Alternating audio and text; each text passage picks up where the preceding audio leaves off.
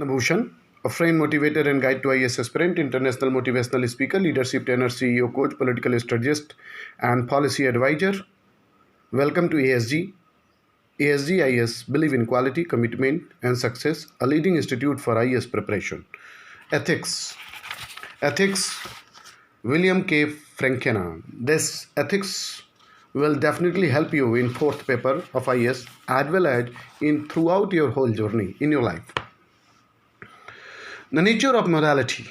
The nature of morality. We have described ethics as a philosophy that is concerned with the morality and its problems and judgments, or with the moral problems and judgments. It must be noticed, however, that the word ethics is not always used for this branch of philosophy.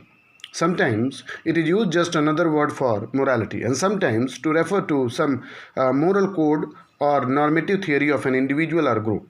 As when I spoke earlier of Socrates' working ethics, more important for our present purposes are some other facts about our usage of words. The terms moral or ethical. The term moral or ethical are often used as a equivalent to right or good and as opposed to immoral or unethical, but we also speak of moral problems, moral judgments, moral codes, moral arguments, moral experience, moral consciousness, or the moral point of view. Ethical is used on this way. Here ethical and moral do not mean morally right or morally good. They mean pertaining to morality,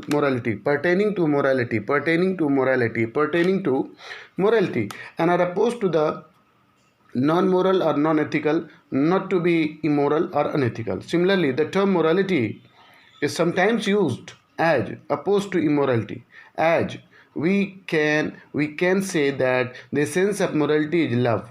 The essence of morality is love, or speak of morality of an action. But we also use the word morality to refer sometimes something that is coordinate with but different form from art, science, law, convention, or religion, though it may be related to it. This is the way we use the term when we speak. What is morality? How does it differ from law?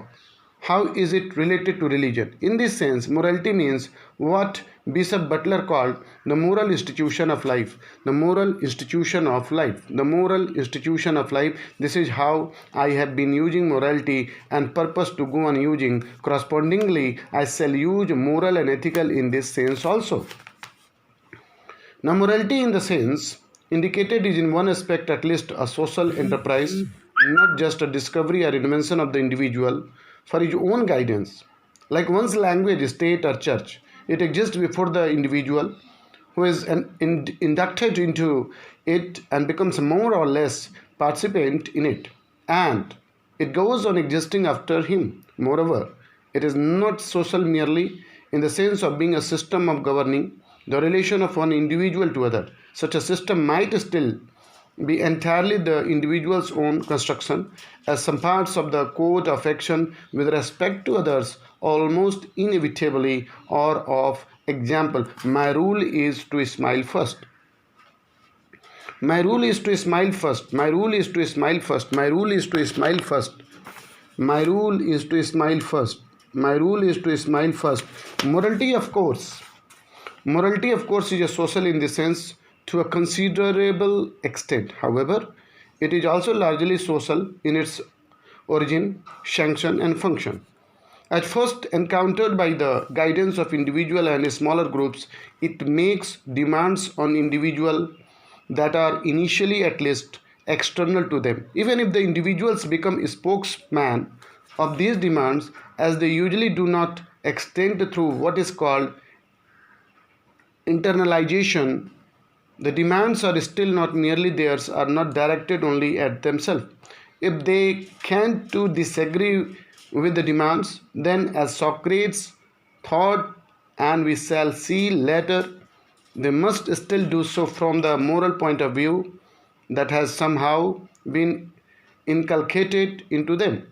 One may think of society, as many people do, as having a supernatural dimension and as including a divine lawgiver, but even then one is ascribing this social character to morality. To morality.